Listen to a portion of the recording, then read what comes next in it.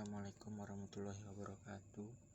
Saya Ridha Irwan dari 10TKJ2 ingin mempresentasikan tugas PKN yang berjudul kedaulatan. Masuk ke pengertian kedaulatan. Daulat diambil dari bahasa Arab yaitu daulah,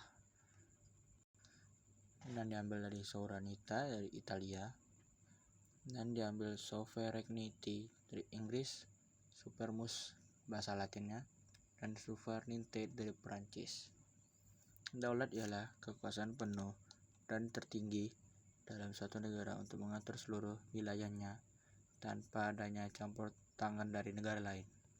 Menurut Jean Bodin, kedaulatan terbagi menjadi dua. Kedaulatan ke dalam artinya pemerintahan memiliki wewenang tertinggi dengan mengatur menjalankan organisasi negara sesuai peraturan dan perundang-undangan yang berlaku.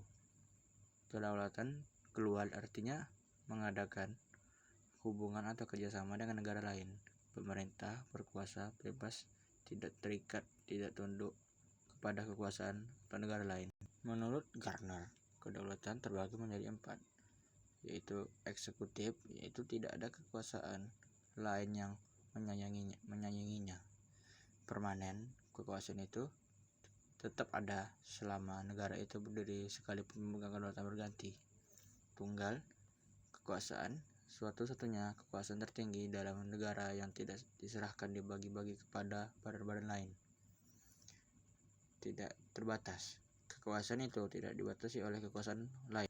Masuk ke teori kedaulatan Tuhan. Teori kedaulatan Tuhan yaitu segala sesuatu yang ada di dunia ini berasal dari Tuhan.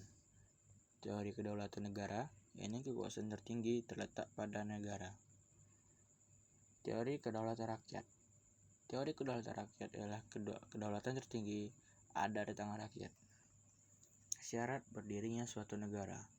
Yang pertama itu wilayah, yang kedua rakyat, yang ketiga pemerintah yang berdaulat, yang keempat pengakuan kedaulatan dari negara lain.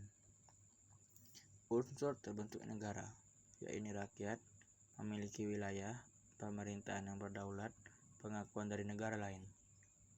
Menurut Profesor Miriam Budiarjo, hakikat negara yang membedakannya dengan organisasi lain sebagai berikut.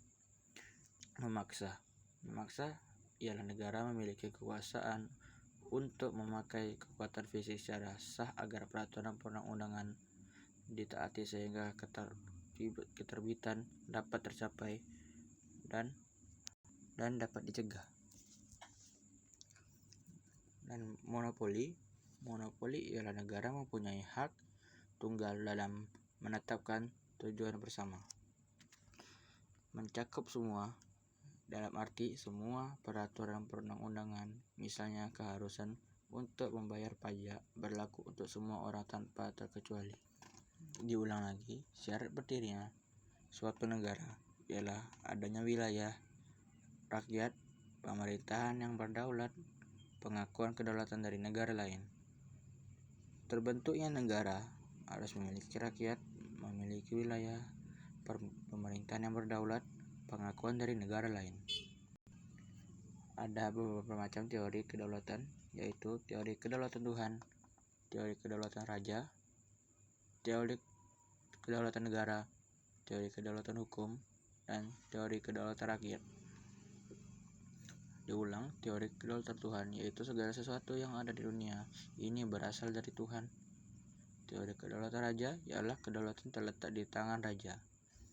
Teori kedaulatan negara ini ialah kekuasaan tertinggi terletak pada negara. Teori kedaulatan hukum. Teori kedaulatan hukum ini berasal dari hukum yang berlaku, baik hukum tertulis maupun tidak tertulis. Dan yang terakhir, teori kedaulatan rakyat.